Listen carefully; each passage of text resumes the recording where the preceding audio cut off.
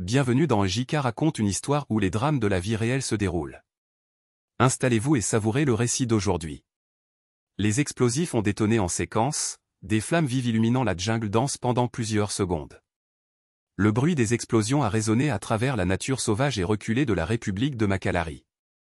Au-dessus du hangar principal, une vive flamme a éclaté, et peu après, l'entrepôt de munitions a pris feu.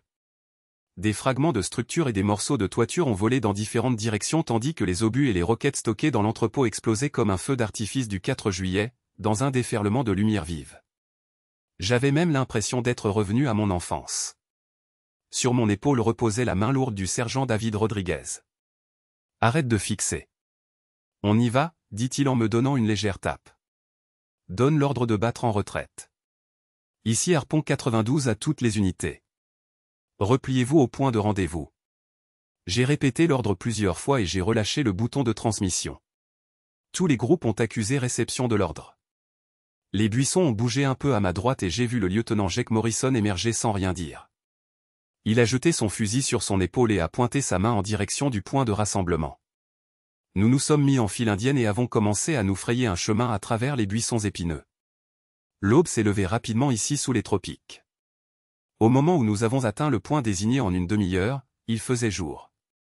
Ayant envoyé une patrouille de reconnaissance et affecté 2 hommes à l'arrière-garde, nous avons entamé notre chemin du retour. Je marchais en tête, mon arme prête, mon navigateur GPS brillant de vert à mon poignet. De temps en temps, je vérifiais notre position. Jusqu'ici, tout allait bien. Nous étions alertes, prêts à engager le combat à tout moment. Les soldats se déplaçaient avec un équipement parfaitement ajusté, des munitions et du matériel dans leurs poches et pochettes tactiques, gardant leur distance derrière moi. La seule indulgence que je leur permettais en marche était de desserrer les sangles de leur casque de protection. J'ai vérifié le navigateur à nouveau. La rivière était proche. Bientôt la jungle prendrait fin et nous serions sur la rive. Un bruit assourdissant est venu d'en haut. J'ai porté mes jumelles à mes yeux et j'ai pu voir des points noirs apparaître rapidement. Les 2 avions prenaient leur temps pour virer. Et puis, alors qu'ils s'approchaient du niveau du sol, ils ont lancé salve après salve de roquettes non guidées. Dans le ciel matinal, des traces blanches de roquettes sont apparues, fonçant vers nous. Ayant largué leur charge mortelle, les avions ont doucement balancé leurs ailes et sont partis à droite, frôlant presque la cime des arbres. À 500 mètres devant, des flammes vives ont éclaté dans la forêt. Des explosions ont retenti et de la fumée noire s'est élevée au-dessus de la canopée. Nous étions sur le point de courir lorsqu'il est devenu évident que nous avions été repérés. Enfin, nous avons vu une trouée dans la densité des arbres devant nous. J'ai regardé autour de moi. Aucun avion n'était en vue. Ils avaient épuisé toutes leurs munitions et étaient rentrés à la base. Mais nous ne pouvions pas nous détendre. J'ai sorti mon pistolet lance-fusée de son étui. La fusée éclairante, une étoile verte, a jailli vers le haut depuis la vallée fluviale étroite envahie par les broussailles épineuses. Nous avons pris une défense circulaire, écoutant intensément le silence de la jungle. Environ 20 minutes plus tard, le bruit des rotors s'est fait entendre du nord. Ils se rapprochaient, et bientôt 2 machines volant à basse altitude sont apparues au-dessus de la forêt. Il était évident que les pilotes avaient donné pleine puissance aux turbines, effectuant des virages serrés pour déjouer tout éventuel tireur anti-aérien. C'était comme s'ils étaient connectés par un fil invisible, répétant synchroniquement les manœuvres de l'autre. À mesure qu'ils approchaient de leur cible, les pilotes pressaient leurs hélicoptères toujours plus près du sol, frôlant presque la cime des arbres qui défilaient rapidement en dessous. « Attention! Préparez-vous » ai-je commandé en levant la main. Ici Ambassadeur 22. Nous atterrissons. J'ai pu l'entendre à travers mes écouteurs. Les libellules d'acier ont plané au-dessus de la plage et ont commencé à descendre lentement sur la rive rocheuse. Alors que j'observais le processus d'atterrissage, j'ai soudainement pu voir clairement à travers la poussière un groupe d'hommes armés descendant la haute berge de la rivière. Ils étaient à environ 275 mètres.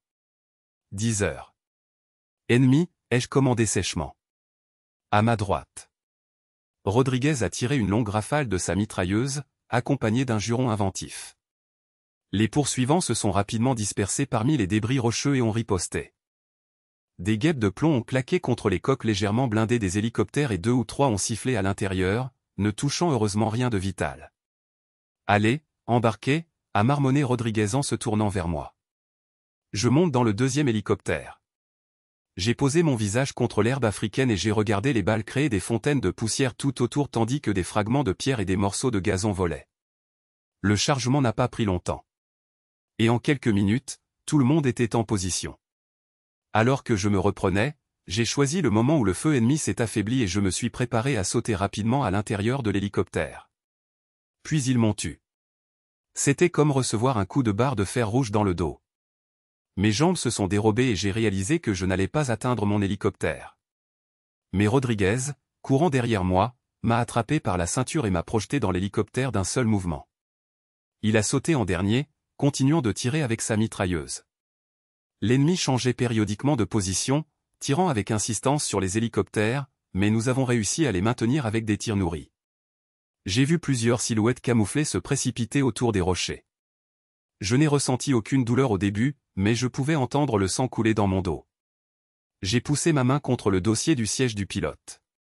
Allons-y avant qu'il ne nous abatte. Les turbines ont sifflé plus fort et l'hélicoptère a filé vers le haut, laissant le lit de la rivière sous la protection de la haute berge. Le deuxième hélicoptère a suivi et nous avons filé au-dessus de la rivière, le souffle des rotors fouettant les eaux brunes en dessous. J'ai enfilé mon casque de vol et j'ai accédé au système de communication de vol.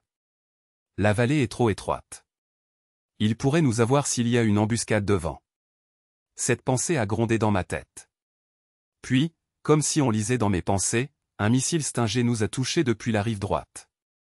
Ce fut si rapide que les pilotes du second hélicoptère n'avaient même pas remarqué son lancement. La roquette a touché directement le côté bâbord. Instantanément, la fusée à contact s'est déclenchée, et la libellule d'acier s'est transformée en une boule de feu informe, dispersant des débris qui ont frappé l'eau, soulevant une myriade d'éclaboussures incandescentes et déchirant des corps humains en lambeaux. J'ai regardé Rodriguez. Il a hoché la tête sombrement.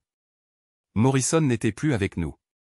J'ai gémi mentalement, fixant la colonne de fumée épaisse montant rapidement derrière moi, et je suis tombé dans l'obscurité. J'étais gravement blessé. C'était une blessure très dangereuse. J'avais perdu beaucoup de sang et lorsque j'ai été transporté à l'hôpital, j'étais dans un état critique.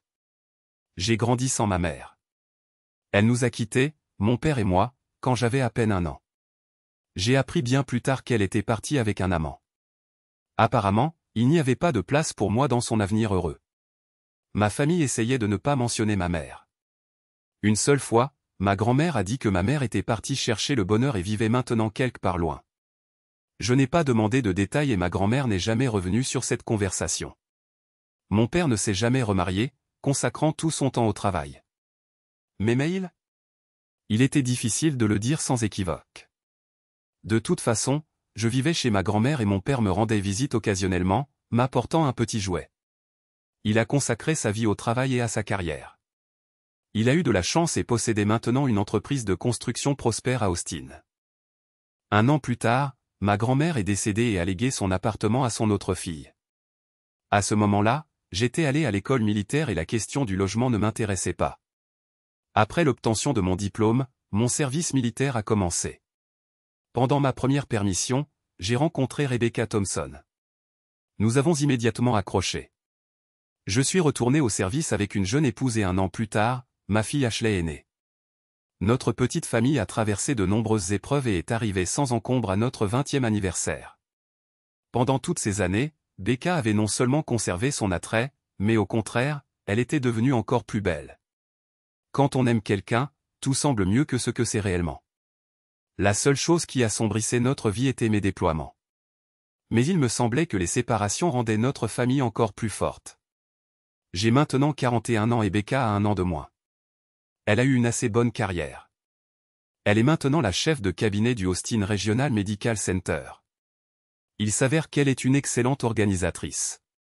Je suis toujours dans l'armée, mais j'ai déjà décidé de mettre fin à ma carrière. ASS. EZ, c'est assez. Il est temps de me consacrer à ma famille, d'autant plus qu'Ashley est en dernière année d'université et parle de son avenir. Nous avons acheté un appartement de 2 chambres à South Austin et étions sur le point de commencer à construire une maison dans un quartier prestigieux près du lac Travis. Début septembre, je suis parti en déploiement. En partant, j'ai dit à Becca que c'était la dernière fois et que je resterais à la maison pour de bon. Nous sommes restés longtemps à nous embrasser, puis je suis parti. J'ai repoussé le rabat de la tente et je me suis glissé sous la bâche chauffée par le soleil. À gauche, les pales d'un grand ventilateur bruissaient, créant l'illusion d'une brise fraîche. « Assieds-toi, Michael. » Rodriguez a utilisé sa botte pour tirer un tabouret pliant de sous une table en aluminium. Puis il a versé soigneusement du Jack Daniels dans des tasses en aluminium. Je l'ai gardé pour une occasion spéciale. Il a hoché la tête vers la bouteille. Je ne pensais pas que ce serait comme ça. Nous avons bu en silence et en avons versé un deuxième pour Morrison. Que la terre lui soit légère. Rodriguez a fermé les yeux. Il est resté silencieux un instant. Bonne chance là-bas. Ne me fais pas faux bond. Je me suis levé. Rodriguez restait ici. Il n'avait nulle part où retourner. Pas de famille, pas de maison. Je ne savais pas exactement ce qui s'était passé dans sa vie passée, mais il y avait clairement quelque chose qui l'empêchait de vivre en paix dans ce monde. Rodriguez a mis sa tasse de côté. Allez, reprenons-en un peu. À peine mon avion avait-il atterri à Austin Bergstrom International que j'ai essayé d'appeler Becca. J'étais impatient de dire à ma femme que j'étais rentré et que je la verrais bientôt, mais son téléphone portable ne répondait pas, alors j'ai appelé son. Bonjour, bureau du chef de cabinet. En quoi puis-je vous aider? Une voix inconnue retentit au téléphone. Bonjour. Puis-je parler à Rebecca, s'il vous plaît? Demandai-je poliment. La docteure Harrison n'est pas au travail aujourd'hui. Qui est à l'appareil et que puis-je lui dire? La secrétaire n'était pas moins polie que moi. C'est son mari. J'ai vraiment besoin de la voir. Pouvez-vous me dire où la trouver? La secrétaire resta silencieuse un instant, comme pour rassembler ses pensées. Puis elle dit, hésitante, si c'est une blague, elle est de très mauvais goût. Et sans un au revoir, elle raccrocha. Je restai là quelques minutes, incapable de rassembler mes idées. Mais qu'est-ce que c'est que ça? Je pris un taxi et rentrai chez nous, à notre appartement de South Austin. Quand j'ouvris la porte et entrai dans notre appartement, j'eus l'impression que personne n'y avait vécu depuis des mois. Je passai ma main sur la table de la cuisine. De la poussière s'accumula sur mon doigt. La situation devenait de plus en plus incompréhensible. J'allai dans la chambre et enlevai mon uniforme. Je me demandais où était ma femme. J'appelai ma fille. Son téléphone était également déconnecté. Où diable sont-elles? Je me rinçai sous la douche et me changeai. Puis, je sortis une bouteille de whisky de mon sac de sport et en versai un demi-verre. Je ne comprenais encore rien. Après une demi-heure, je m'habillai plus ou moins décemment et appelai un taxi. Je décidai d'aller sur le lieu de travail de Becca pour faire des reconnaissances. Me mêlant à la foule des patients, je contournai la sécurité et me dirigeai vers l'accueil. Deux jeunes femmes discutaient bruyamment de la prochaine fête de Noël. Elle devait avoir lieu ce soir dans un restaurant de l'un des hôtels du centre-ville. J'écoutais les filles jacasser sans fin jusqu'à ce qu'elles annoncent l'heure de la fête, 18 h. Pour une raison quelconque, j'avais vraiment envie d'assister à cet événement. Je ne fus pas surpris de voir un panneau sur la porte du restaurant annonçant qu'il était fermé pour un événement privé. J'étais déjà venu ici plusieurs fois, avec ma femme et des amis. Le restaurant avait des salles à manger séparées, et je supposais que la fête se déroulait dans l'une d'elles. Le grand homme qui bloquait l'entrée me regarda d'un air suspicieux. « Avez-vous une invitation ?» J'essayais de rappeler ma femme, mais son téléphone était toujours déconnecté. Je me tournai vers l'homme à l'entrée. « Écoutez, c'est un événement d'entreprise du Austin Regional Medical Center. Ma femme est censée être ici. Je viens d'arriver aujourd'hui et je ne peux pas la joindre. Elle s'appelle Rebecca Harrison. Elle est certainement ici, tentai-je d'expliquer. Le garde de sécurité secoua la tête. Entrez sur invitation seulement. J'ai des instructions strictes. Pas d'invitation. Pas d'entrée. Je ne peux rien faire. Vous pouvez juste lui dire que je suis là. J'essayais de garder mon calme et de ne pas insister. Je pus voir que le garde hésitait. Puis il dit quelque chose dans le microphone qui dépassait de sa poche de poitrine. Quelques minutes plus tard, la porte s'ouvrit. Et une jeune femme inconnue sortit vers nous, me lançant un regard intrigué. Je lui répétai ce que j'avais dit au garde. « Pouvez-vous prouver que vous êtes le mari de Rebecca ?» Elle me lança un regard surpris. « Bien sûr que je peux. »« Et vous, qui êtes-vous » Je fouillai dans ma poche et lui tendis mon permis de conduire. Je suis Elena, son assistante personnelle, répondit l'inconnu en scrutant le document. Vérifiez les informations du certificat de mariage, lui suggérai-je.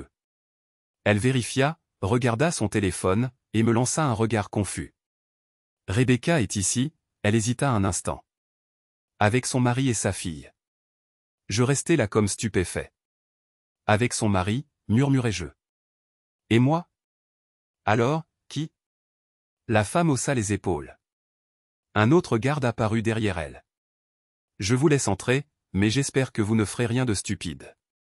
La femme se tourna vers les gardes. Laissez-le passer. En la croisant, j'entendis Elena dire doucement aux gardes, gardez un œil sur lui. Derrière les doubles portes closes, au fond du foyer, parvenaient des sons de musique. Je déposai ma veste au vestiaire et entrai dans la salle. La grande salle de banquet du restaurant était décorée pour Noël. Au milieu, se dressait un grand sapin de Noël décoré de bibelots et de guirlandes lumineuses, dont la cime atteignait le plafond.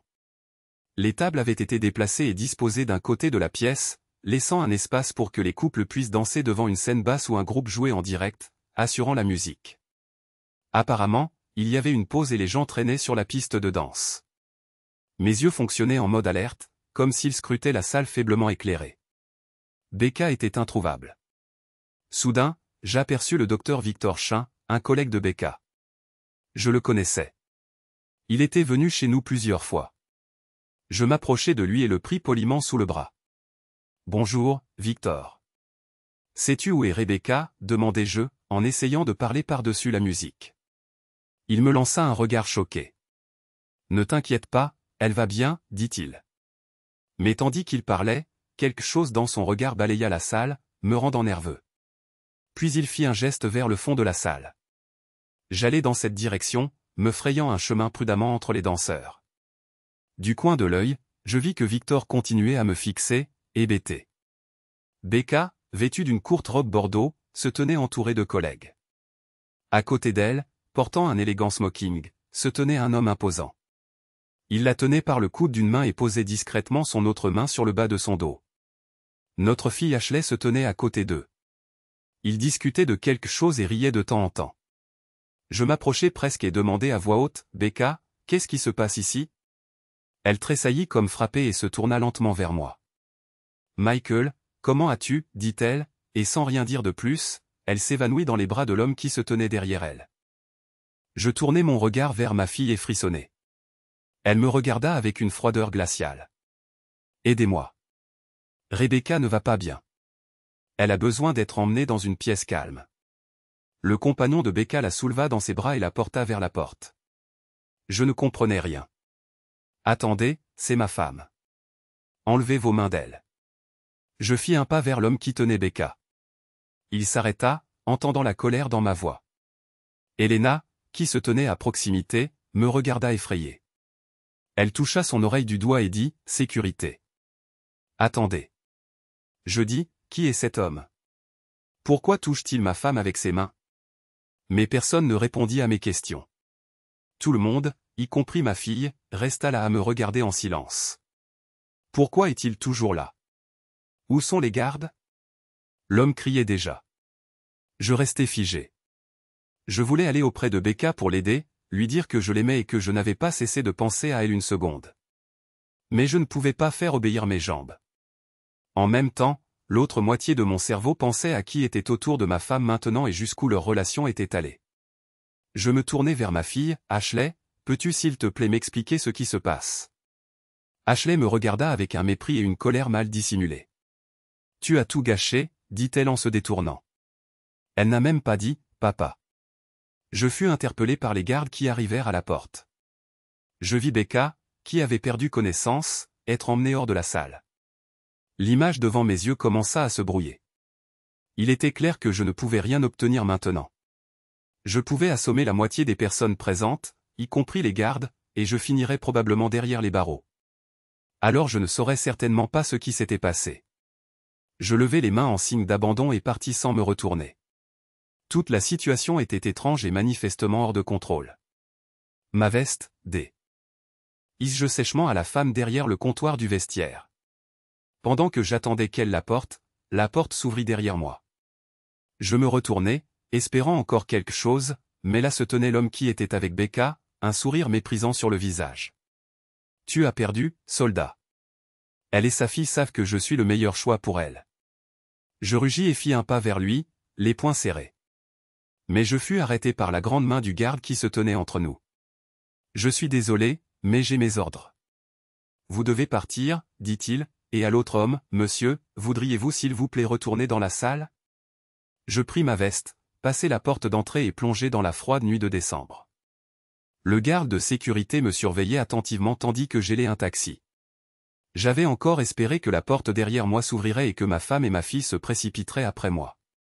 Un taxi jaune s'arrêta au trottoir. Je montai sur la banquette arrière et donnai l'adresse. Je devais récupérer mes affaires. Je ne voulais pas rester dans cet appartement. Je demandai au chauffeur d'attendre, montai rapidement à l'appartement et rassemblai mes affaires. Je fixai notre photo de mariage qui était couverte d'une fine couche de poussière. Puis je soupirai et claquai la porte, laissant ma vie passer derrière moi. Maintenant, je devais chercher un abri. Je devrais probablement louer quelque chose pour un temps. Je pris mon téléphone. Il y avait beaucoup de logements disponibles. Je cherchai dans les annonces et trouvai une option convenable pour une somme d'argent relativement modeste. Un petit studio était à louer à East Austin. La petite maison de 2 étages en briques rouges avec des boiseries vertes décolorées ressemblait à quelque chose d'une époque plus ancienne d'Austin. Les immeubles plus grands qui l'entouraient bloquaient la lumière du soleil, et pendant la journée, la petite maison était toujours dans l'ombre. Apparemment, c'était la raison pour laquelle le prix était relativement bas. Il n'y avait que 4 appartements dans la maison. Un petit jardin avait été aménagé devant la porte d'entrée, mais maintenant, seules les tiges brunes des mauvaises herbes de l'année dernière dépassaient de l'air froid de décembre. Le temps inhabituellement glacial avait même apporté une légère couche de neige au centre du Texas. La propriétaire me rencontra sur le porche. Nous nous sommes salués, et la vieille femme m'invita à monter au 2e étage. C'était l'appartement atelier de mon défunt mari. Nous voulions le rénover depuis longtemps, mais il a catégoriquement refusé de déménager de son vivant. Il disait seulement sur mon cadavre, dit-elle lourdement en montant les marches. Nous avons retiré ses affaires. Il ne reste que les meubles. C'est vieux, mais vous avez besoin de quelque chose pour vous asseoir et dormir. La propriétaire me conduisit dans le couloir. La porte de l'unique pièce était ouverte. La pièce était un long et large rectangle. Un épais tapis bordeaux recouvrait le parquet. Des boiseries sombres s'élevaient du sol jusqu'à mi-hauteur des murs, où un papier peint vintage, à peine passé, s'étendait vers le haut plafond. Dans la pièce se trouvait un vieux canapé dont une patte cassée avait été remplacée par plusieurs livres. En face du canapé se trouvait un lit simple. Il y avait autrefois des tableaux sur tous les murs, même dans la cuisine. Maintenant, il y avait des clous plantés dans le mur et des rectangles de papier peint non décolorés à leur place. Harold jouait un peu. La propriétaire remarqua mon regard sur une vieille guitare acoustique dans un coin. Je m'approchai et passai mes doigts sur les cordes. Le son était légèrement désaccordé, mais l'instrument était fonctionnel. J'étais satisfait. La propriétaire prit l'argent et disparut. Je voulais manger. Donc, malgré ma fatigue, je dus aller chercher de la nourriture et des boissons.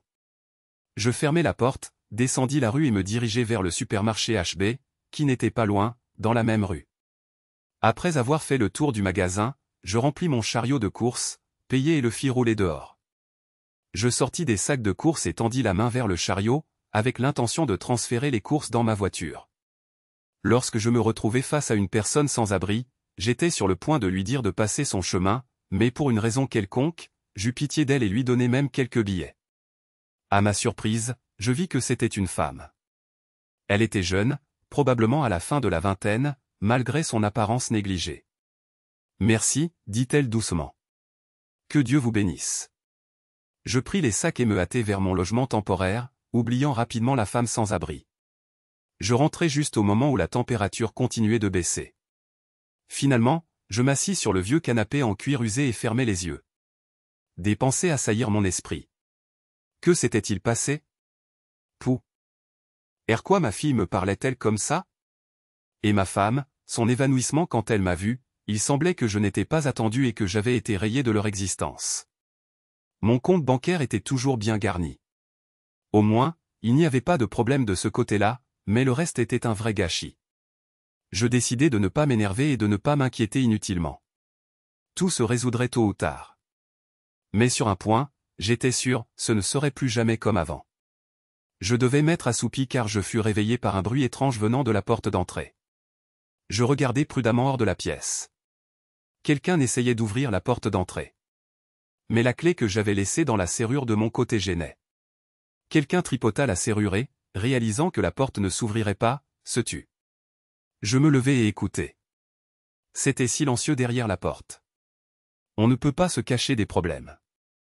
Il faut les résoudre. J'allai à la porte, tournai la clé et tirai brusquement la poignée vers moi. Il faisait à moitié sombre sur le palier. L'ampoule faiblement éclairée et salie par les mouches ne pouvait pas éclairer entièrement la cage d'escalier. Quelqu'un à droite s'agita. Je tournai la tête. La femme sans abri que j'avais vue devant le supermarché me fixait. Effrayé, il semblait que cette femme était aussi difficile à déloger qu'un problème persistant. Elle s'est précipitée ici. Une voix vint d'en bas et quelqu'un, éclairant avec une lampe de poche, commença à monter les escaliers. Tu restes en bas et je monte jeter un œil. La police. C'est la dernière chose dont j'avais besoin maintenant. Je saisis la femme sans abri par son col sale et la poussai dans l'appartement avec précaution pour ne pas faire de bruit. Je fermai la porte à clé. Je me tournai vers la femme et mis mon doigt sur mes lèvres tandis qu'une voix retentissait derrière la porte. Il n'y a personne ici et le grenier est fermé à clé. D'accord, allons-y. Elle n'ira nulle part. Tôt ou tard, elle sera attrapée. Des pas lourds résonnèrent en descendant les escaliers. La porte claqua. Je regardai prudemment par la fenêtre. Une voiture de police, gyrophare bleu clignotant, s'éloignait de la maison. Tu peux rester ici tant que les flics sont dans les parages, dis-je. Ensuite, tu t'en vas. Merci, dit-elle doucement. Écoute, je ne veux pas t'offenser, mais tu es d'une saleté incroyable et tu sens mauvais. Il y a une salle de bain là-bas. Va te laver. En disant cela, je me sentis un peu nauséeux. Bon samaritain. Peut-être qu'elle était malade ou qu'elle avait des poux. La seule chose dont j'avais besoin pour être heureux en ce moment était d'attraper quelque chose d'elle. Jetez-la dehors et c'est tout. Je pensais, et la police? D'accord, elle va se laver et partir. Mais il y avait autre chose qui m'empêchait de la jeter dehors. Peut-être le sentiment que j'étais moi-même sans abri comme elle, seulement avec les poches pleines d'argent. Sans dire un mot, la femme alla dans la salle de bain. Après quelques instants, j'entendis la douche couler. J'allai dans la pièce et sortis une serviette de mon sac de sport, puis ouvris la porte de la salle de bain, m'attendant à ce que le rideau de douche soit fermé. Elle se tenait dans une très profonde baignoire en fonte, la douche à fond, se débarrassant farouchement de la saleté. Elle se tenait dos à moi et fredonnait doucement. J'étais stupéfait. C'était comme voir une œuvre d'art se révéler. Elle me rappelait une sculpture classique qui prenait vie. La peau de la femme était d'une couleur pâle et laiteuse à mesure qu'elle se débarrassait de la saleté et de la crasse. Ses cheveux tombaient en ondes propres le long de son dos. Plusieurs ecchymoses fraîches étaient visibles sur son dos et ses jambes. Ses jambes semblaient très longues. Ses hanches étaient étroites. Et sa silhouette était naturellement gracieuse. J'avais l'impression que si elle prenait quelque bon repas, son apparence serait très impressionnante. C'était comme si l'étrangère avait senti mon regard et s'était retournée. Je vis son visage clairement pour la première fois. Elle était en fait très belle. La femme rougit et me fixa directement. Elle se tenait là sans faire le moindre effort pour se couvrir. Puis-je continuer? Avez-vous vu tout ce que vous vouliez voir? Me demanda-t-elle avec une légère irritation. J'ai juste apporté une serviette, marmonnai-je, et je sentis que je commençais aussi à me mettre en colère. Personne ne t'a demandé de venir ici. Tu es libre de partir à tout moment. Je donnai un coup de pied au tas de vêtements sales dans sa direction. Attendez, dit-elle en baissant les bras, se révélant complètement. Écoute, si tu veux, je n'avais pas l'intention de te fixer du regard, dis-je, gêné. J'ai frappé, mais tu ne m'as pas entendu à cause de l'eau. Je suspendis la serviette. Alors pourquoi êtes-vous resté là à me regarder? Demanda-t-elle. Parce que je suis un homme normal, dis-je. C'est ce qui arrive quand on voit une femme attirante sans vêtements. On est distrait. Mais je suis sale et laide, commença-t-elle. Et apparemment aveugle aussi, dis-je. Je vais juste prendre tes chiffons sales et t'apporter un survêtement. En sortant de la salle de bain, je soupirai lourdement. Je devais sortir de cette situation avant qu'elle ne remarque ma réaction physique. Pendant mon déploiement, je n'avais fréquenté aucune femme. Je savais que les belles femmes étaient comme des voitures de luxe, agréables à regarder et à contempler, mais seulement en théorie. Les belles femmes étaient trop chères, trop difficiles à gérer, et totalement peu fiables pour s'engager avec elles, surtout que j'étais marié. Astérisque était marié astérisque, me corrigeai-je. Je fermai la porte et fourrai ses vêtements sales et puants dans un sac poubelle, puis les déposai dans la cage d'escalier. De retour dans la pièce, je sortis mon survêtement. Il serait trop grand pour elle, mais ferait l'affaire pour un temps. Puis je me surpris à penser, pour l'instant, vais-je la garder pour la nuit? Une femme étrange. Où la mettre? Il n'y a qu'un seul lit. L'autre moitié de mon cerveau murmura, et où d'autre la mettrais-tu? Dehors dans le froid, appeler la police à nouveau. Je décidai de la laisser dormir jusqu'au matin, et je pourrais dormir dans le fauteuil. La nuit, en regardant par la fenêtre, je vis que les flocons de neige s'étaient intensifiés. De légers flocons remplissaient la rue et couvraient les toits des maisons. D'accord, qu'elle reste jusqu'au matin. La porte s'ouvrit, et la femme, vêtue de mon survêtement, entra dans la pièce. Elle avait retroussé les manches et le pantalon, mais cela lui pendait encore comme une tente. La voiture de police est-elle toujours là? Demanda-t-elle. On dirait qu'ils sont partis, mais je ne sais pas jusqu'où.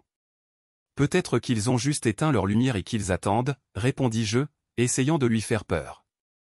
Mais tu ne peux pas encore partir de toute façon. J'ai jeté tes chiffons puants. Qu'est-ce que je suis censé faire maintenant? Dit-elle, impuissante. Je n'ai rien d'autre à porter. Reste jusqu'à demain. Je te donnerai des vêtements chauds et tu pourras aller où tu voudras, répondis-je. Qu'est-ce que je suis censé faire jusqu'à demain? Elle me regarda avec incertitude. Allons à la cuisine, suggérai-je. Tout d'abord, un invité a besoin d'être nourri. Elle me suivit dans la cuisine et regarda autour d'elle.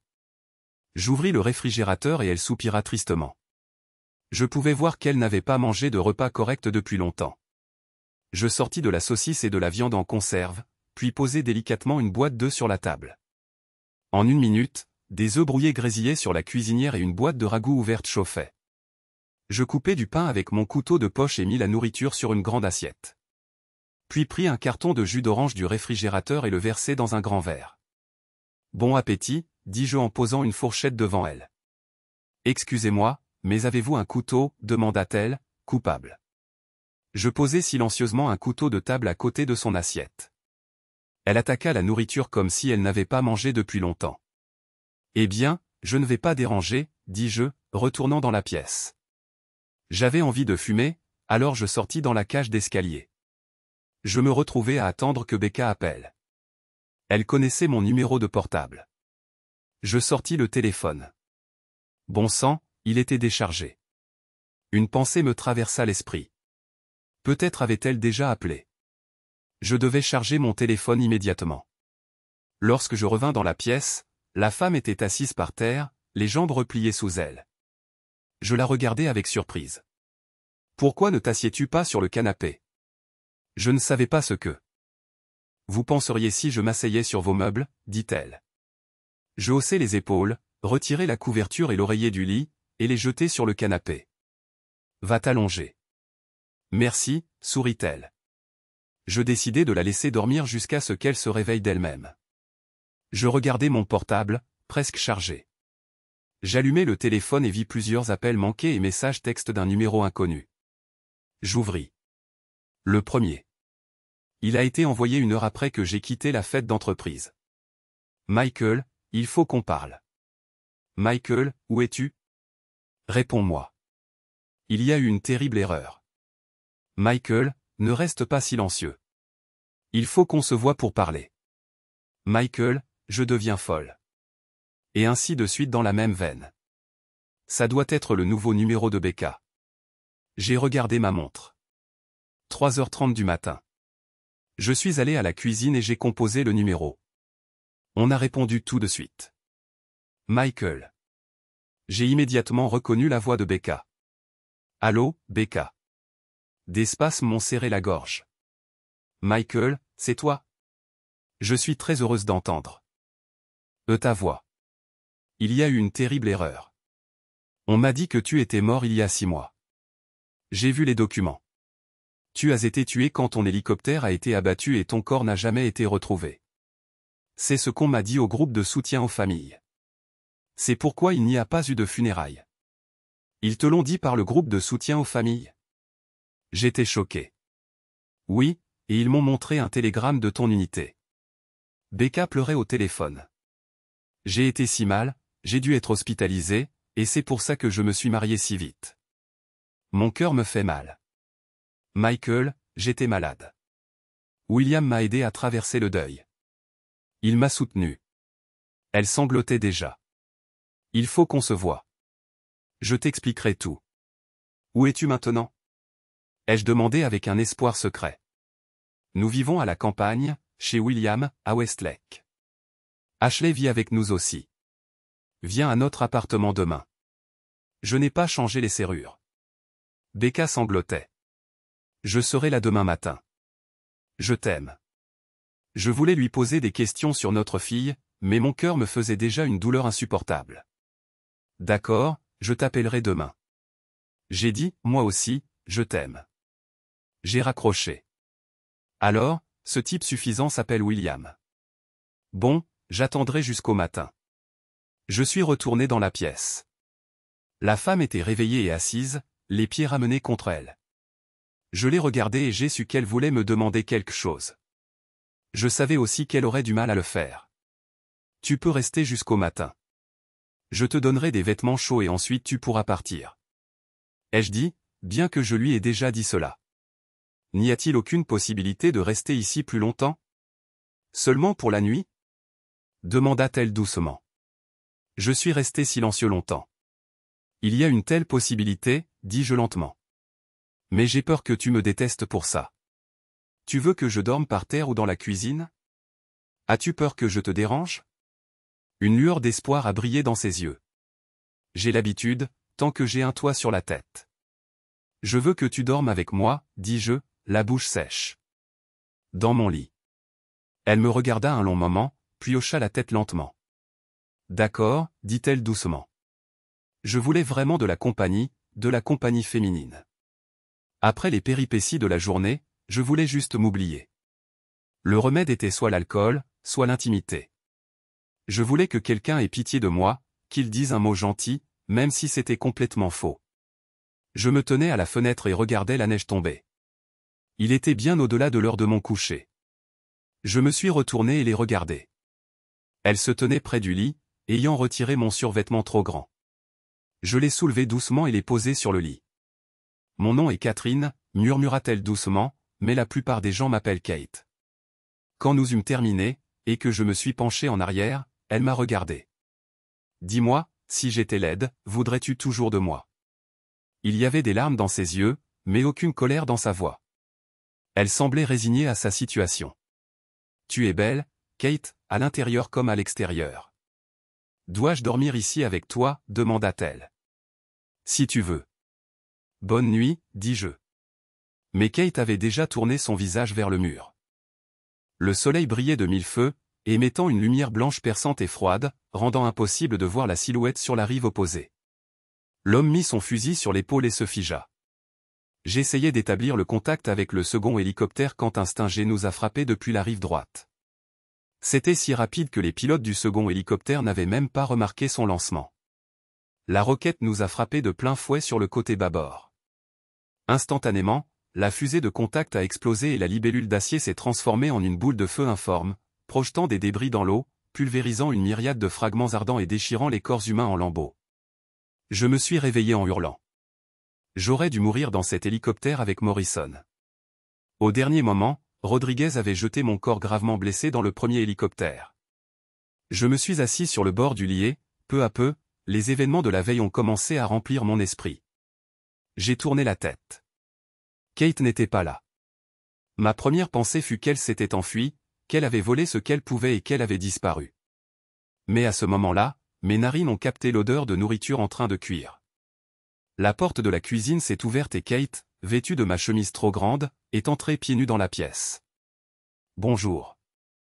le petit déjeuner est prêt. Elle a souri en se tenant là. D'une certaine manière, je me sentais aussi à l'aise que je ne l'avais pas été depuis 6 mois. Les femmes peuvent créer du confort à partir de rien. Pendant une minute, il a semblé que rien ne s'était passé.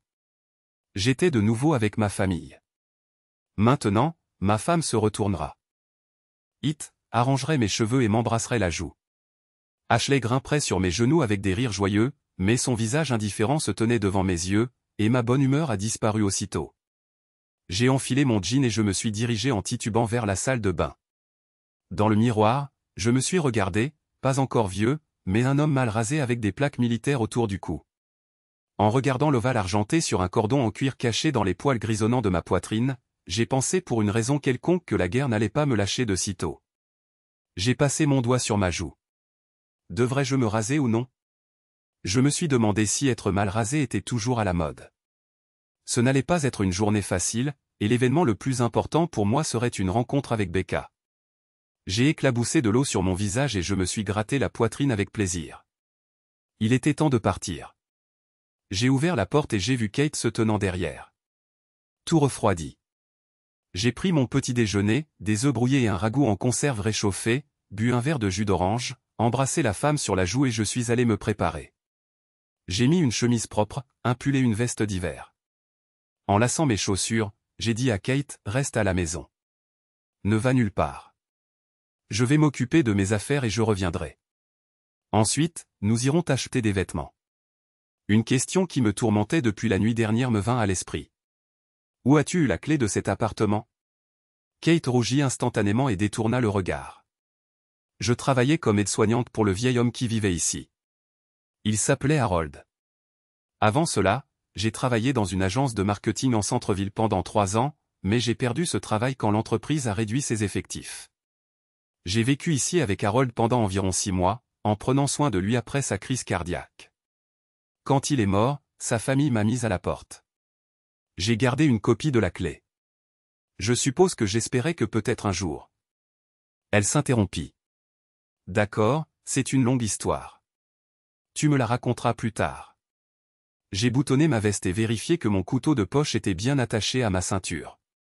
Ce n'est pas par peur pour ma vie que je le portais. Je me souvenais juste des mots de mon père.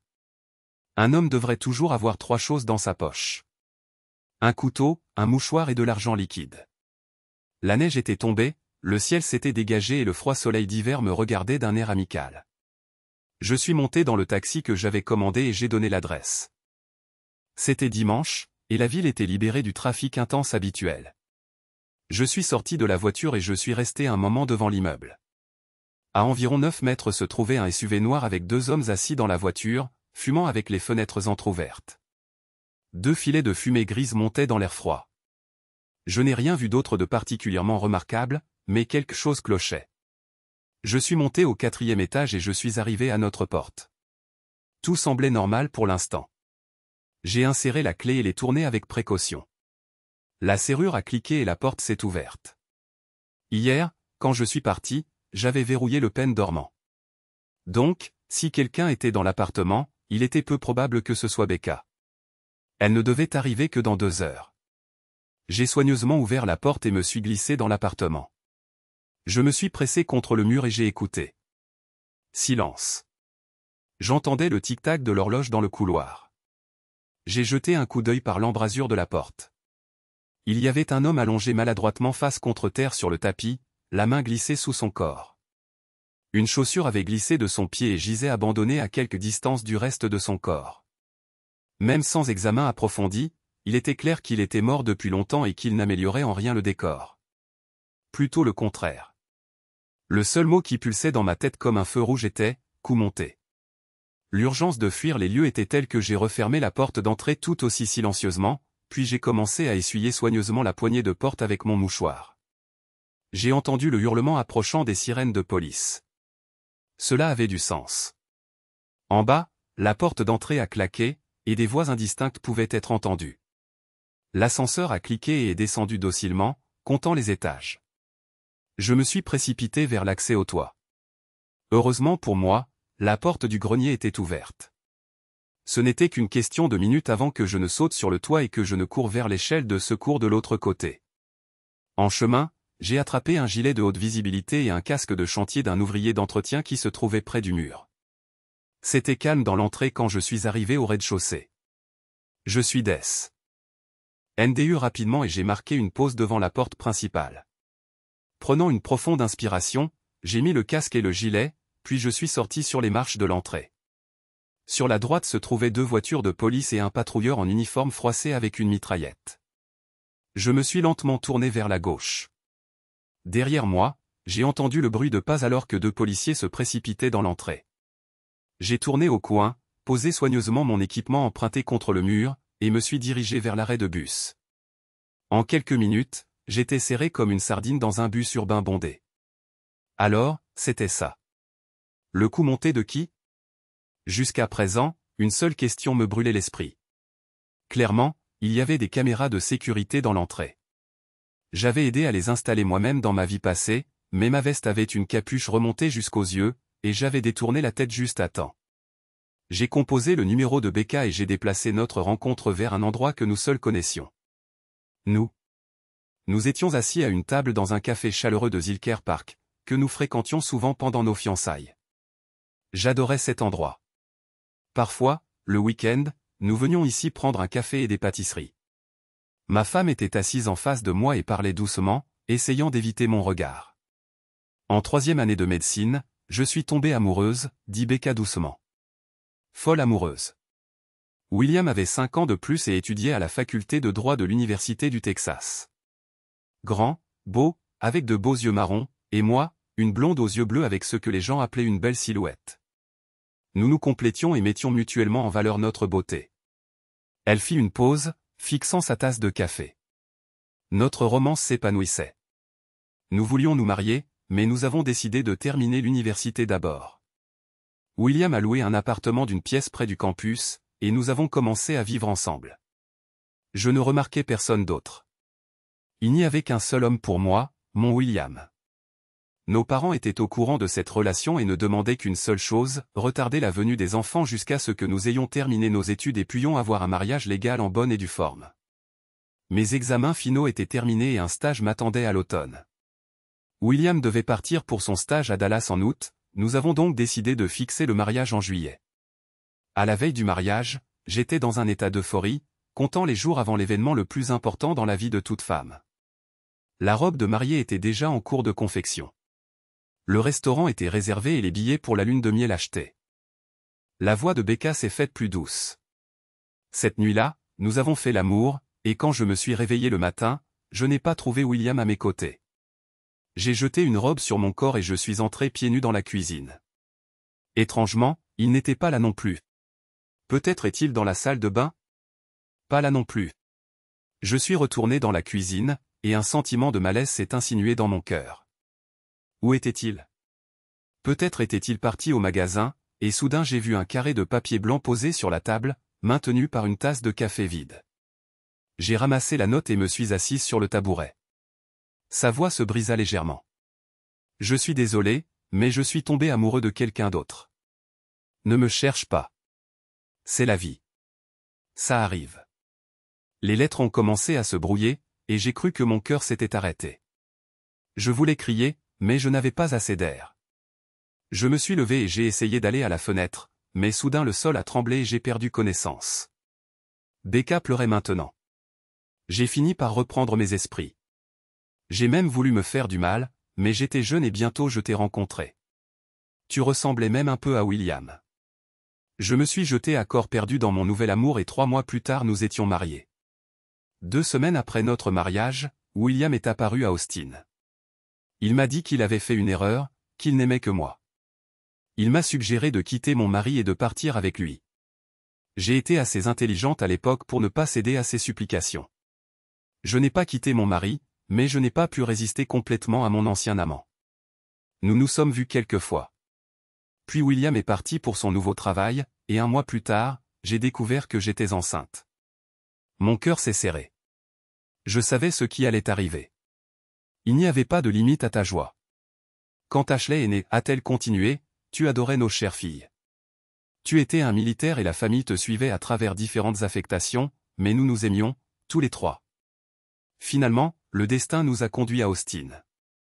Tu faisais moins de voyages d'affaires, mais ce que tu faisais durait LO. NG temps. Tu as commencé à gagner plus d'argent. J'ai aussi évolué, passant de médecin ordinaire dans une clinique de quartier à chef de service d'un centre médical.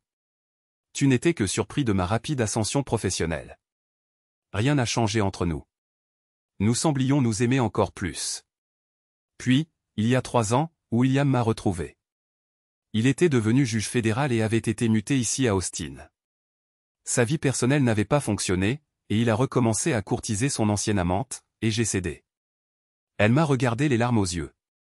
Non, je ne t'ai pas cessé de t'aimer après toutes ces années ensemble. Comment aurais-je pu? Mais je n'ai pas pu résister à sa persévérance. Nous avons commencé à nous rencontrer en secret. J'étais déchiré entre 2 hommes, n'osant en choisir aucun. Puis, il s'est passé quelque chose que je n'attendais pas. William a découvert l'existence d'Ashley et a exigé un test génétique. Le test ADN a montré qu'il était son père biologique. Cela a tout changé pour moi. J'étais sur le point de te quitter, mais tu es parti pour ce dernier déploiement, et 1 mois plus tard, j'ai appris que tu étais mort. Il n'y avait pas de corps après l'explosion de l'hélicoptère. Il n'y avait plus rien. Le destin avait tout décidé pour moi. William m'a apporté des papiers qui, selon lui, provenaient du bureau de liaison militaire, confirmant que mon mari était mort en héros. Il a dit qu'il avait des contacts qui pouvaient accélérer le processus de notification. J'étais dévasté, mais 1 semaine plus tard, j'ai accepté d'épouser William. Nous avons fait dissoudre mon précédent mariage à titre posthume. Nous avons dit à Ashley que l'ancien mari de sa mère n'était pas son vrai père. Elle était confuse au début, même en colère. Mais William, il peut être très persuasif. Il lui a acheté une voiture, a promis de payer son mariage, a parlé de l'héritage familial et de son brillant avenir en tant que fille de juge. L'argent a tout résolu. Tout le monde était heureux jusqu'à ce que j'apparaisse. Ai-je terminé pour elle? Becca tendit la main vers la mienne par-dessus la table. Mais je l'ai retirée. Michael, c'était une erreur honnête. Je croyais vraiment que tu étais mort. J'ai même allumé une bougie pour ton âme. Je n'avais aucune idée que ce n'était pas vrai. Des militaires sont venus me présenter leurs condoléances. William s'est occupé de tout. Il a même fait des enquêtes officielles auprès de ton unité.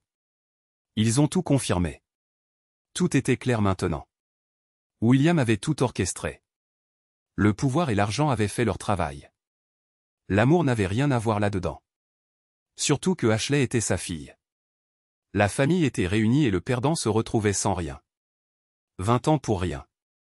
Elle m'avait quitté sans la moindre hésitation. Soulagée que tout se soit arrangé. M'aimait-elle ou s'adaptait-elle simplement aux circonstances? Qui pourrait le savoir maintenant? Mes pensées tourbillonnaient dans ma tête comme une volée de corbeaux gris revenant sans cesse vers ma fille. Sa trahison me tuait plus que tout. Oui, j'avais gâché leur fête, surtout celle d'Ashley. Il y a autre chose, n'est-ce pas? J'ai demandé à propos du test ADN. Becca parut confuse. Que veux-tu dire? Je veux dire, il a été falsifié. Ashley est ma fille, pas la sienne. C'est impossible. J'ai vu les résultats moi-même. J'ai sorti un papier plié de la poche de ma veste. Le laboratoire m'avait appelé ce matin avec les résultats. J'ai fait faire mon propre test il y a 1 semaine, juste après mon retour à Austin. Quelque chose dans l'histoire de William ne me semblait pas correct. Un travail express m'a coûté le triple, mais ça valait chaque centime. Je lui ai tendu le document. Son visage est devenu livide en lisant. Ce n'est pas possible. Si, ça l'est. William a falsifié le test original. Avec ses relations, organiser de faux résultats de laboratoire n'aurait pas été difficile. Ashley est ma fille biologique, et il le savait. Il avait juste besoin de te convaincre, toi et elle, du contraire pour achever son appropriation de ma famille. Becca fixa le papier, ses mains tremblantes. Oh mon Dieu, qu'ai-je fait? Que avons-nous fait à Ashley? Je me suis levé. Tu as cru ce que tu voulais croire, Becca.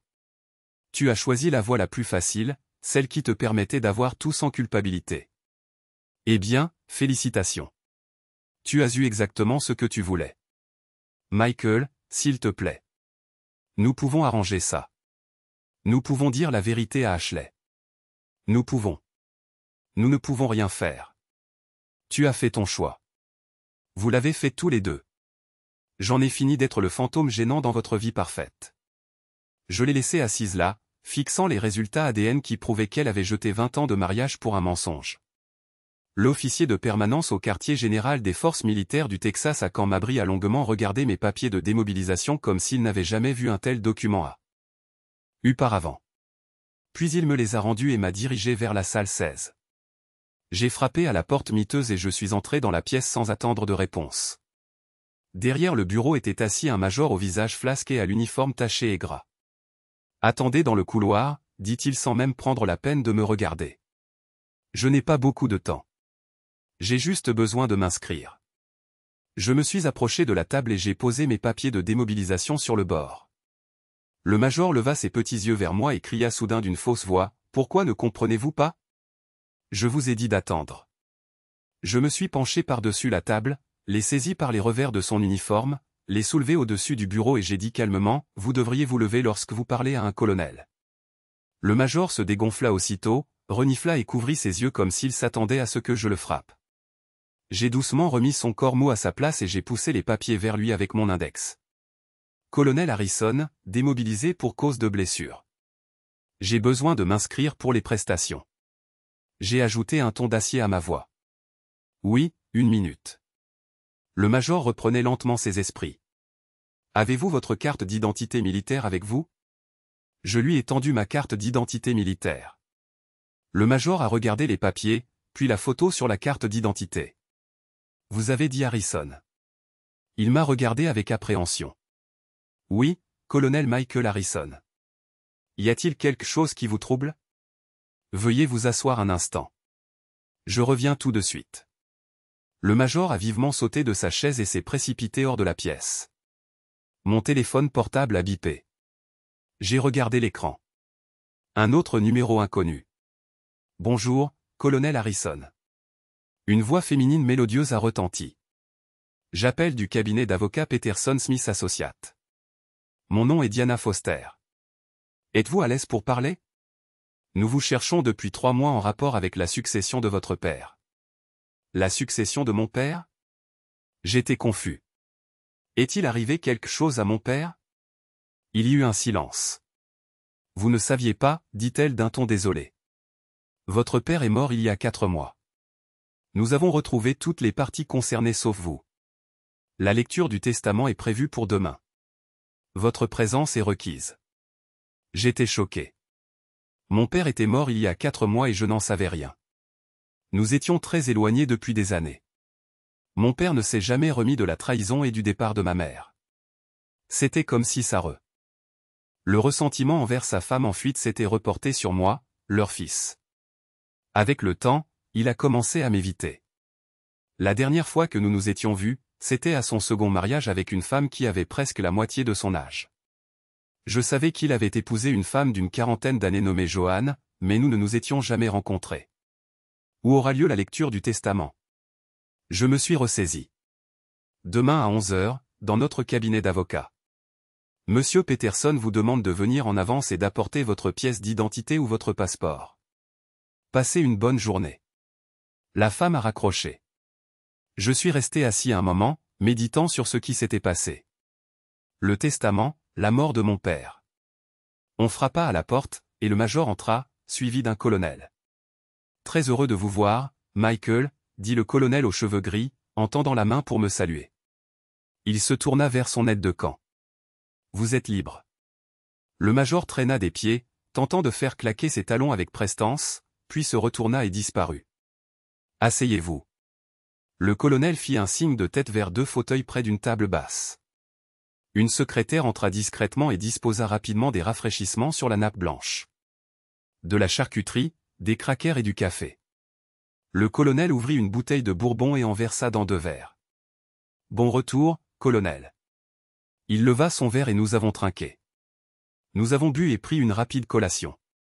Je suis content que vous soyez là. Il y a eu pas mal d'agitation autour de vous, vous savez. Ils ont dit que vous étiez mort en héros. Un type en particulier a fait de gros efforts. Il a même fait passer une demande officielle vous concernant par des voies détournées. Nous l'avons transmise aussi. Dès que nous avons reçu la notification de votre décès, nous l'avons confirmé. Mais la semaine dernière, nous avons reçu une réponse à notre enquête confirmant que vous étiez en vie et que vous aviez été renvoyé à la vie civile. C'est un sacré tourbillon. Dites à votre femme ce qui se passe. Si vous avez besoin d'excuses officielles, je viendrai moi-même. Le colonel versa un second verre. J'ai haussé les épaules. C'est bon. Ne vous inquiétez pas. Tout lui a déjà été expliqué. Le colonel aperçut quelque chose dans ma voix et m'a regardé avec compréhension. Eh bien, au disparu, il a levé son verre. Nous avons bu sans un mot et sommaire. Restez silencieux. Nous avons versé un troisième verre. Le colonel se leva, se dirigea vers son bureau et revint avec quelque chose dans la main. Tenez, j'ai spécialement envoyé un homme à la capitale. Il me tendit une petite boîte. Je l'ai ouverte lentement. Un rayon de soleil se refléta sur le métal émaillé rouge niché dans du velours bleu. La conversation avec le colonel confirma les paroles de Becca. William Garrett avait tellement voulu m'enterrer qu'il avait même fait en sorte qu'une demande officielle soit envoyée à mon unité par son réseau de contacts. Je voyais comment un juge fédéral, avec les bonnes relations et la volonté de contourner la loi, pouvait organiser de telles choses, surtout lorsque sa propre fille supposée et son ancienne maîtresse étaient en jeu. Après avoir quitté la base, mon téléphone sonna à nouveau. Numéro inconnu. Colonel Harrison. Ici le détective Sarah Martinez de la police d'Austin. Nous devons vous parler d'un incident survenu à votre appartement ce matin. Quel genre d'incident? Un corps a été retrouvé. Vincent Torres, petit criminel connu des services de police. Ça vous dit quelque chose? Jamais entendu parler. Eh bien, quelqu'un voulait nous faire croire que vous l'aviez tué. Mais voici le plus étrange. Monsieur Torres est mort depuis environ une semaine, et vous n'êtes de retour à Austin que depuis 2 jours. Le calcul ne correspond pas, donc je ne suis pas un suspect. Disons simplement que nous cherchons dans d'autres directions. Mais quelqu'un s'est donné beaucoup de mal pour vous faire passer pour coupable. Vous devriez faire attention à vos arrières, colonel. Le lendemain matin, je me suis rendu au bureau de l'étude d'avocat du centre-ville. Diana Foster s'avéra être une femme d'une 40aine d'années, aux yeux vifs, qui semblait pouvoir se défendre dans n'importe quel tribunal du Texas. Monsieur Harrison, merci d'être venu, dit-elle en me conduisant à une salle de conférence. Je dois vous prévenir, le testament de votre père est quelque peu non conventionnel. La salle de conférence contenait une longue table où une autre personne était déjà assise. Une femme élégante d'une 60aine d'années, vêtue de vêtements coûteux et affichant une expression aigre. Voici Joan Harrison, la veuve de votre père, dit Diana. La femme bien habillée, d'une 40aine d'années, me dévisagea avec une désapprobation évidente. Je hochai poliment la tête. Joan me dévisagea avec une désapprobation évidente. Pouvons-nous en finir? Demanda Joan avec impatience. J'ai des rendez-vous cet après-midi. L'exécuteur testamentaire, un homme mince nommé Henry Webb, ouvrit sa mallette et en sortit plusieurs documents. Nous sommes ici pour la lecture des dernières volontés et du testament de Robert Harrison, commença-t-il. Le testament est simple, à mon épouse, Joan Harrison, je laisse la somme de $100 000 et mes effets personnels. Le visage de Joan se décomposa. Elle s'attendait clairement à plus. À mon fils, Michael Harrison, je laisse le reste de ma succession, y compris la Harrison Construction Company et tous les actifs associés, évalués à environ $1,4 million. Joan bondit de sa chaise. C'est scandaleux. J'étais sa femme. Je mérite plus de $100 000. Madame Harrison, dit Webb calmement. Votre mari a été très précis quant à ses souhaits. Le testament est inattaquable. Nous verrons ça. Je contesterai cela. Joan sortit en trombe, claquant la porte derrière elle. Diana me tendit une enveloppe. Votre père vous a également laissé ceci. Je l'ouvris d'une main tremblante. Michael, si tu lis ceci, c'est que tu as survécu à tout ce que ce salaud de Garrett avait prévu pour toi. Oui, je suis au courant de la notification de décès. Je suis au courant de tout. J'ai engagé un détective privé pour te surveiller après ton déploiement, lorsque Garrett a commencé à faire des enquêtes. Pour te faire déclarer mort. Je savais que quelque chose n'allait pas. J'ai essayé de t'appeler, mais tu étais déjà sur le terrain. Je sais aussi que j'ai été un père terrible pour toi. Le départ de ta mère a brisé quelque chose en moi et je l'ai fait payer sur toi. Je suis désolé pour cela. Utilise bien l'entreprise. Construis quelque chose de bien et méfie-toi de Gareth. Il est plus dangereux que tu ne le crois, mais il n'est pas intouchable. Vérifie le coffre-fort de la First National. Boîte 1247. La clé est scotchée sous le tiroir du bas de mon bureau au bureau. Essaie de pardonner les erreurs d'un vieil homme. Ton père, Robert. Je lus la lettre 2 fois, puis levai les yeux vers Diana. Il y a autre chose, n'est-ce pas? Votre père a laissé des instructions spécifiques concernant le juge Gareth. Il soupçonnait que sa mort n'était pas naturelle, alors il a fait en sorte que certaines preuves soient conservées. Elle me tendit une autre enveloppe. Il voulait que vous ayez ceci seulement si quelque chose lui arrivait. À l'INT. Derrière se trouvaient des photocopies de documents, des relevés bancaires et des photographies. Tout ce qu'il fallait pour prouver que Gareth avait non seulement falsifié mon certificat de décès, mais qu'il avait également été impliqué dans diverses entreprises criminelles au fil des ans, blanchiment d'argent, falsification de preuves et, peut-être, meurtre. Votre père montait un dossier contre Gareth quand il est mort, expliqua Diana. Crise cardiaque officiellement, mais le timing était terriblement opportun.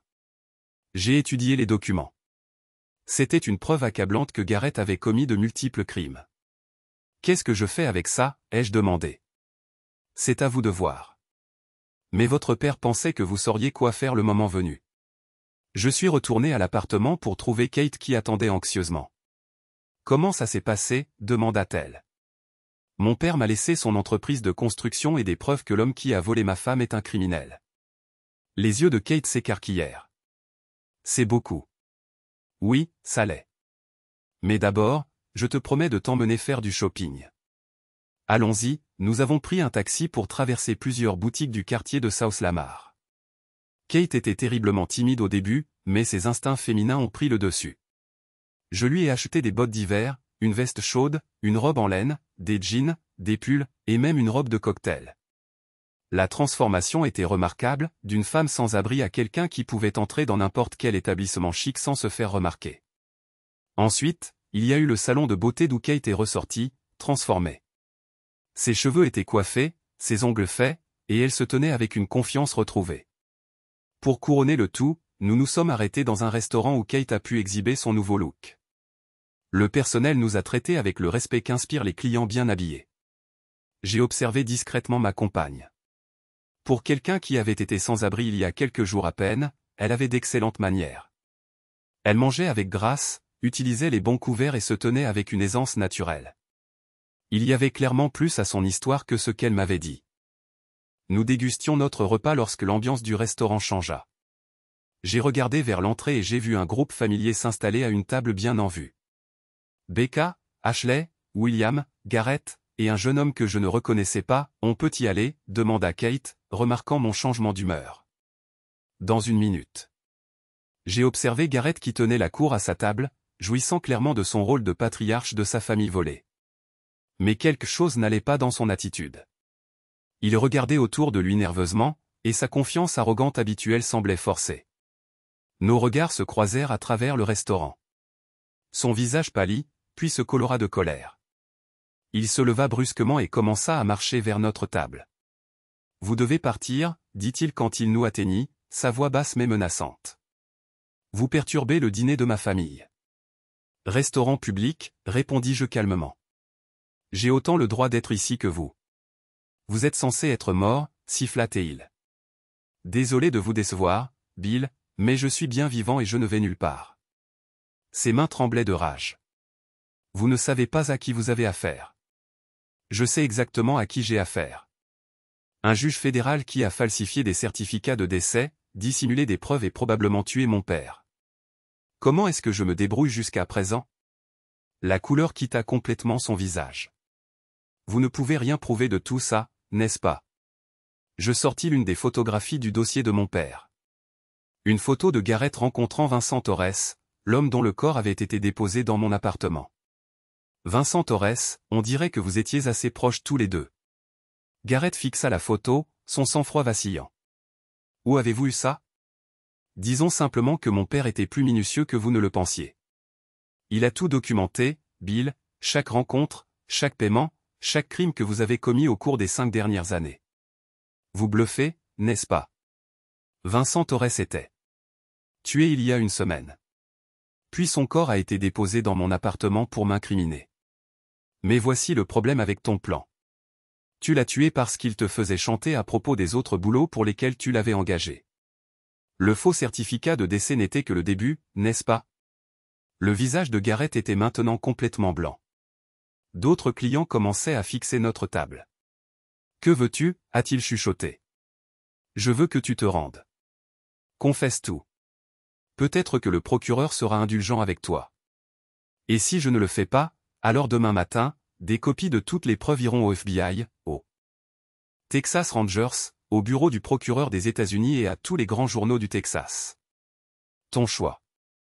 Garrett a regardé sa table où Becca, Ashley et le jeune homme observaient avec des expressions confuses. Quand il s'est tourné vers moi, il y avait quelque chose de désespéré dans ses yeux. Tu ne comprends pas.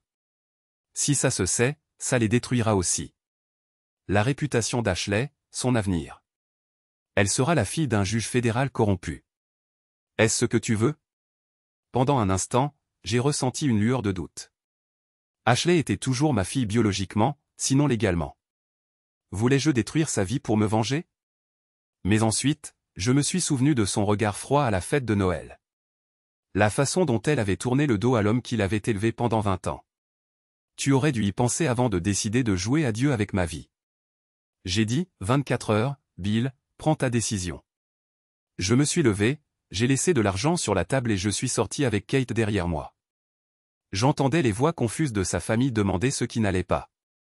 Le lendemain matin, mon téléphone a sonné tôt. C'était Becca. Michael, s'il te plaît, dis-moi ce qui se passe. William est rentré hier soir complètement bouleversé. Il a bu et a marmonné à propos de preuves et de prison. Que as-tu fait? Je lui ai dit la vérité sur le genre d'homme qu'il est vraiment.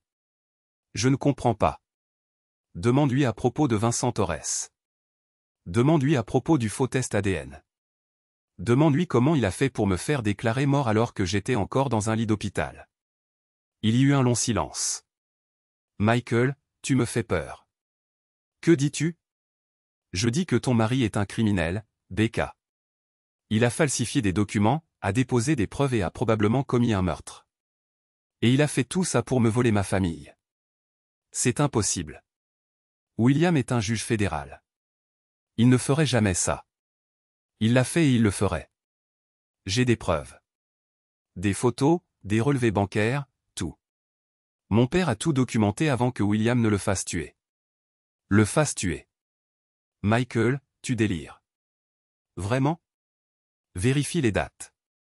Becca, mon père est mort 2 semaines après que William a envoyé la fausse notification de mon décès. Un timing drôlement opportun. Je l'entendais pleurer à l'autre bout du fil. Je ne sais plus quoi croire. Crois les preuves. Tout va de toute façon se savoir. J'ai donné 24 heures à William pour qu'il se rende. S'il ne le fait pas, j'irai voir les autorités. Et Ashley? Et notre fille? Et elle? Elle a clairement montré où se situaient ses loyautés. Elle l'a choisi lui plutôt que l'homme qui l'a élevé pendant 20 ans. Maintenant, elle peut vivre avec les conséquences. J'ai raccroché et me suis tourné vers Kate, qui préparait du café dans la cuisine. Comment vas-tu? A-t-elle demandé. J'ai été mieux. Tu sais, quand je suis revenu pour la première fois, tout ce que je voulais, c'était retrouver ma vie d'avant. Ma femme, ma fille, ma maison. Maintenant, je réalise que cette vie était de toute façon construite sur des mensonges. Alors, que se passe-t-il maintenant? Maintenant, j'attends de voir s'il reste une once d'honneur à William Garrett.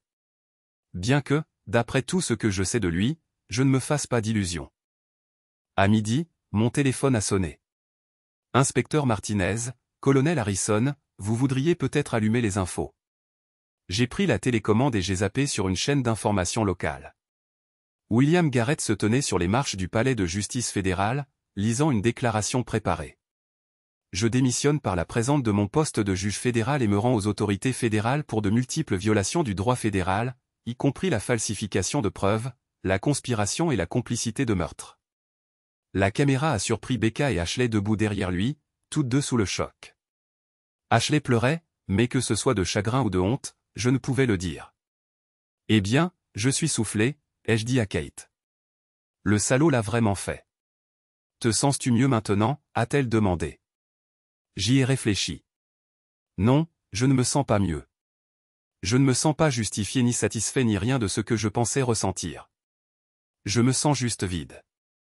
Kate s'est assise à côté de moi sur le canapé. C'est peut-être normal. La vengeance ne rend généralement pas les gens aussi bien qu'ils le pensent. Ce n'était pas une vengeance. C'était la justice, n'est-ce pas? Ou était-ce juste un autre genre de destruction? Je l'ai regardé. Que veux-tu dire? Je veux dire, tu avais un choix. Tu aurais pu t'en aller, construire une nouvelle vie, les laisser vivre avec leurs mensonges. Au lieu de ça, tu as choisi de tout incendier. Ils ont détruit ma vie d'abord. Vraiment?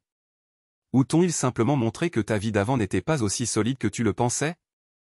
Je suis resté silencieux un long moment. Qu'aurais-tu fait? Je ne sais pas. Peut-être la même chose, mais j'aimerais penser que j'aurais trouvé un moyen de construire quelque chose de nouveau au lieu de simplement démolir quelque chose d'ancien. À la télévision, les informations passaient déjà à d'autres sujets. La chute de William Garrett n'était qu'un cycle d'informations de plus. Mon téléphone a sonné. Becca encore. Es-tu heureux maintenant? A-t-elle demandé. Sa voix était froide, défaite. Non, je ne suis pas heureux. Ashley ne me parle plus. Elle me blâme pour tout. Elle dit que j'ai ruiné sa vie en croyant les mensonges de William. Et peut-être qu'elle a raison. Peut-être aurais-je dû remettre davantage les choses en question. Aurais-je dû me battre plus fort pour connaître la vérité sur ta mort? Becca, je suis désolé pour Ashley. Vraiment. Mais elle devait connaître la vérité sur qui est son vrai père. La vérité? La vérité, c'est que tu as été son père à tous égards importants pendant 20 ans, et William n'était qu'un donneur de sperme qui s'est avéré être un bon manipulateur. Mais maintenant, elle a l'impression que toute sa vie n'a été qu'un mensonge. J'ai ressenti un pincement de culpabilité. Ashley avait été une victime innocente dans tout cela. Et maintenant, son monde avait été bouleversé 2 fois. D'abord quand elle me croyait mort et que William était son sauveur. Et maintenant qu'elle avait appris que William était un criminel et que j'étais son père biologique après tout. Peut-être qu'avec le temps, elle comprendra, ai-je dit faiblement. Peut-être. Ou peut-être passera-t-elle le reste de sa vie à ne pas savoir qui croire ou en quoi croire. Dans tous les cas, le mal est fait. Elle a raccroché et je suis resté assis là, fixant le téléphone. Kate avait raison. Ce n'était pas la justice. C'était juste de la destruction. Mais ce qui était fait était fait. Je ne pouvais plus revenir en arrière maintenant. 2 semaines plus tard, Kate et moi étions dans les bureaux de Harrison Construction. L'entreprise était plus petite que je ne l'avais imaginé, mais solide. Environ 20 employés, un mélange de projets résidentiels et commerciaux légers, et une réputation de travail de qualité. Qu'en penses-tu? Ai-je demandé à Kate pendant que nous visitions l'atelier. Je pense que ton père a construit quelque chose de bien ici, a-t-elle dit. La question est, qu'est-ce que tu vas en faire? C'était la question, n'est-ce pas? Je pouvais vendre l'entreprise, prendre l'argent et disparaître. Recommencer ailleurs, là où personne ne connaissait mon histoire. Où je pouvais rester à Austin et essayer de construire quelque chose à partir des débris de mon ancienne vie. Je veux rester, ai-je dit finalement. Je veux que ça marche. Et moi, a demandé Kate. Où est ma place dans tout ça? Je l'ai regardée. Au cours des 2 dernières semaines, elle était devenue plus qu'une simple rencontre fortuite. Elle était intelligente, drôle, et avait une façon de percer ma carapace qui m'agaçait et m'impressionnait à la fois. Je ne sais pas, ai-je dit honnêtement. Qu'est-ce que tu veux? Je veux aider, a-t-elle dit. J'ai travaillé dans le marketing chez Morrison Associates avant que l'entreprise ne fasse faillite. Peut-être que je pourrais aider à développer l'entreprise. Nous pourrions être partenaires. Partenaires en affaires et peut-être pour d'autres choses, si tu veux. J'ai étudié son visage. Tu sais que je suis un désastre, n'est-ce pas? Ma femme m'a quitté pour un autre homme. Ma fille me déteste et je viens de détruire la vie d'un juge fédéral. Je ne suis pas vraiment une bonne prise. Kate a souri. Michael, il y a 3 semaines, je dormais dans des halls d'immeubles et je mangeais dans les poubelles. Crois-moi, nous sommes tous les deux des désastres. La question est de savoir si nous voulons être des désastres ensemble ou séparément. J'y ai réfléchi. L'ancien Michael aurait dit non. L'ancien Michael croyait aux familles parfaites et aux fins heureuses, à des vies qui se déroulaient selon un plan. Mais l'ancien Michael avait disparu, détruit avec tout ce que je pensais savoir de ma vie. Partenaire, ai-je dit finalement. Partenaire, a-t-elle accepté. 3 mois plus tard, j'étais dans l'atelier, en train d'examiner des plans, quand l'un des ouvriers m'a dit que j'avais des visiteurs. J'ai levé les yeux et j'ai vu Ashley se tenir dans l'embrasure de la porte, l'air incertaine et beaucoup plus âgée que ses 20 ans. « Salut, papa » a-t-elle dit doucement. Le mot m'a frappé comme un coup physique. C'était la première fois qu'elle m'appelait ainsi depuis cette nuit au restaurant. Ashley. J'ai posé mes papiers et je me suis dirigé vers elle. « Comment vas-tu » Confuse, en colère, triste. Choisie. Elle a esquissé un faible sourire. « On peut parler » Nous sommes allés dans mon petit bureau et avons fermé la porte. Ashley s'est assise en face de Mo. Bureau, tripotant la sangle de son sac à main. J'ai suivi une thérapie, a-t-elle dit finalement, essayant de démêler tout ce qui s'est passé. Le docteur Chin dit que je dois pardonner aux gens si je veux avancer, en commençant par moi-même. Tu n'as rien à te pardonner. Si. Je t'ai tourné le dos. J'ai laissé William me convaincre que tu étais une sorte d'imposteur essayant de ruiner notre famille heureuse. Je t'ai dit des choses horribles. Tu as été manipulé par un homme très intelligent. Ce n'est pas ta faute. Peut-être, mais je les ai quand même dites et je dois vivre avec ça. Elle m'a regardé, les larmes aux yeux. Je suis désolé, papa. Je suis tellement désolé pour tout. J'ai contourné le bureau et je l'ai serré dans mes bras. Elle s'est accrochée à moi comme elle le faisait quand elle était petite et avait fait un cauchemar. Je suis désolé aussi, ai-je dit. Je suis désolé de ne pas avoir été là pour te protéger de tout ça. Je suis désolé d'avoir laissé ma colère prendre des décisions qui t'ont fait du mal. Nous nous sommes tenus l'un l'autre pendant un long moment. Tous les deux pleurant pour tout ce que nous avions perdu et tout ce que nous avions trouvé. Et maintenant ? Demanda-t-elle finalement. Maintenant, nous allons voir comment redevenir une famille. Si tu veux ça, moi aussi je le veux, mais ça prendra du temps. Je ne sais plus faire confiance à personne. C'est bon. Nous allons trouver une solution ensemble. Ashley recula et s'essuya les yeux. J'ai entendu dire que tu gères l'entreprise de grand-père maintenant. Oui, c'est un bon travail. Un travail honnête. Et la femme avec qui tu étais au restaurant, Kate, c'est ma partenaire commerciale Emma. Enfin, c'est compliqué. Ashley sourit pour la première fois depuis son arrivée. Compliqué dans le bon sens ou dans le mauvais sens ? Dans le bon sens, je crois. J'aimerais la rencontrer correctement cette fois-ci. J'aimerais ça aussi. Ashley se leva pour partir, puis se retourna. Papa, qu'est-ce qui va arriver à William et à maman ? Je soupirai. William risque une lourde peine de prison, pour de multiples chefs d'accusation fédéraux. Quant à ta mère, je fis une pause. Elle traverse une période difficile. Elle a perdu son emploi au centre médical après un examen éthique. Le conseil d'administration a estimé que l'attention médiatique et le scandale rendaient sa position intenable. Elle vit dans un petit appartement en centre-ville, essayant de comprendre ce qu'elle va faire ensuite. Vas-tu l'aider ? Je ne sais pas. Une partie de moi le veut. 20 ans de mariage ne disparaissent pas simplement à cause de ce qui s'est passé. Mais une partie de moi pense qu'elle a fait son choix. Elle est toujours ma mère. Je sais. Et ce n'est pas une mauvaise personne, Ashley. Elle a juste pris de mauvaises décisions. Peut-être qu'un jour nous pourrons tous trouver le moyen de nous pardonner mutuellement. Peut-être, dit Ashley. Mais pas aujourd'hui. Non, pas aujourd'hui. Après le départ d'Ashley, je suis resté longtemps assis dans mon bureau, à réfléchir au pardon, aux secondes chances et à la possibilité que quelque chose de bon puisse émerger de toute cette destruction. Après tout, 6 mois plus tard, Kate et moi nous tenions sur la terrasse d'une maison que nous venions de terminer de construire. C'était notre premier grand projet ensemble. Une maison sur mesure pour une jeune famille à Westlake Hills, le même quartier où William Garrett avait l'habitude de vivre, bien que sa maison ait été saisie par le gouvernement fédéral et vendue aux enchères. Pas mal pour deux personnes un peu bousculées par la vie, dit Kate, admirant notre travail. Pas mal du tout, acquiesçai-je. L'entreprise se développait. Le bouche à oreille nous apportait de nouveaux clients, et les compétences marketing de Kate portaient leurs fruits.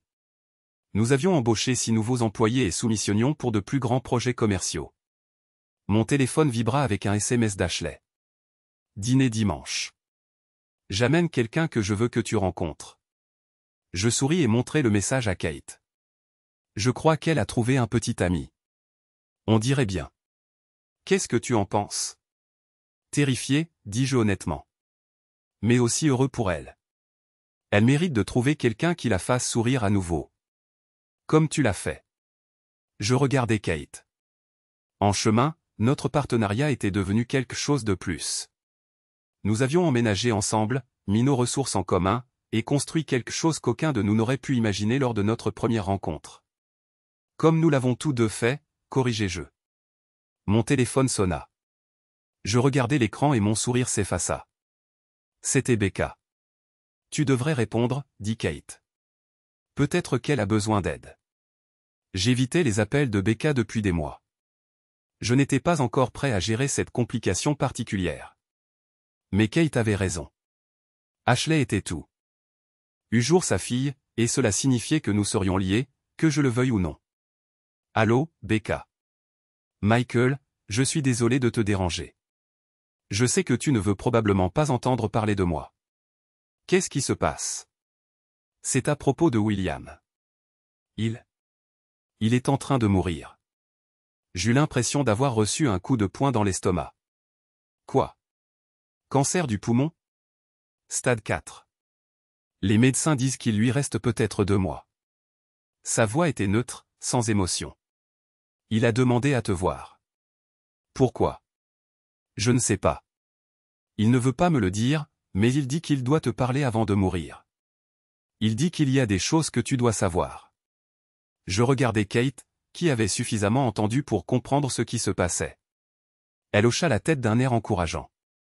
Où est-il? Hôpital St. David, chambre 314. Michael, merci. Je raccrochai et fixai le téléphone. Eh bien, ce n'est pas ce à quoi je m'attendais. Vas-tu le voir? Je ne sais pas. Une partie de moi pense qu'il mérite ce qui lui arrive, mais une partie de moi est curieuse de savoir ce qu'il veut me dire. Peut-être est-il temps de clore ce chapitre. Peut-être.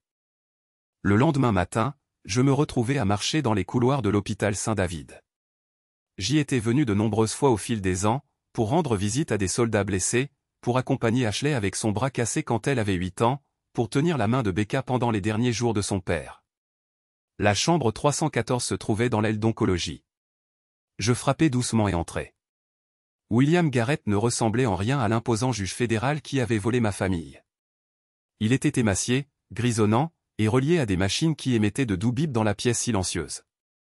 Mais ses yeux étaient toujours vifs, toujours calculateurs. « Vous êtes venu, dit-il, sa voix à peine un murmure. Becca a dit que vous vouliez me voir. Asseyez-vous, s'il vous plaît. Il désigna faiblement une chaise à côté du lit. Je m'assis, mais gardai mes distances. Que voulez-vous, William? Il resta silencieux un long moment, rassemblant ses forces. Je veux vous parler de votre père. De quoi à son sujet? Je ne l'ai pas tué. Je me penchai en avant. Quoi? Votre père? Je ne l'ai pas fait tuer. Il a vraiment eu une crise cardiaque. Alors pourquoi? Parce que j'allais le tuer. Les yeux de William se fermèrent. J'allais le faire tuer de la même manière que j'avais fait tuer Vincent Torres. Mais votre père m'a devancé. Son cœur a lâché 2 jours avant que je ne donne l'ordre. Je le fixai. Pourquoi me dites-vous cela? Parce que je veux que vous sachiez que tout ce que vous pensez de moi n'est pas vrai. Oui, je suis un criminel. Oui, j'ai détruit votre vie pour mes propres raisons égoïstes. Mais je ne suis pas tout à fait le monstre que vous imaginez. Vous avez falsifié mon certificat de décès. Vous avez mis un corps dans mon appartement. Vous avez volé ma famille. Oui, j'ai fait tout ça. Il ouvrit les yeux et me regarda directement. Et je suis désolé. Les mots restèrent suspendus dans l'air entre nous. J'avais imaginé ce moment de nombreuses fois. Le moment où William Garrett admettrait enfin ce qu'il avait fait et s'excuserait. Mais maintenant que cela arrivait, je ne ressentais rien. Aucune satisfaction, aucun soulagement, aucune conclusion. Pourquoi, demandai-je finalement. Pourquoi avez-vous fait ça?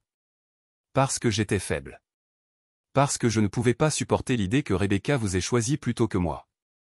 Parce que j'étais jaloux et mesquin et que je ne pouvais pas lâcher quelque chose qui s'était passé il y a 20 ans. Il toussa. Un son rauque qui secoua tout son corps. Parce que je suis un homme petit qui ne pouvait pas accepter d'avoir perdu. Et Ashley, j'aime Ashley. Cette partie-là était réelle. Quand j'ai découvert qu'elle était ma fille, j'ai pensé que c'était un signe, une chance de récupérer ce que j'avais perdu. Il fit une pause. Mais aimer quelqu'un ne vous donne pas le droit de lui mentir. Je le vois maintenant. Un peu tard pour cette révélation. Oui, c'est le cas. Il ferma les yeux à nouveau. Il y a autre chose.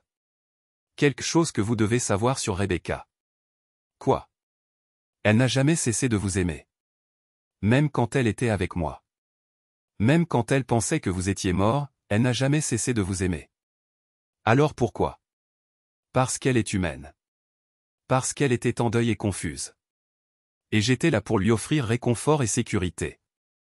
Parce que les gens font des erreurs quand ils souffrent. Il me regarda de nouveau. Ne la punissez pas éternellement pour avoir été humaine. Je me levai pour partir. Autre chose? Ashley a de la chance de vous avoir comme vrai père. J'ai peut-être contribué au matériel génétique, mais c'est vous qui l'avez élevé. C'est vous qui l'avez forgé pour en faire la femme qu'elle est en train de devenir.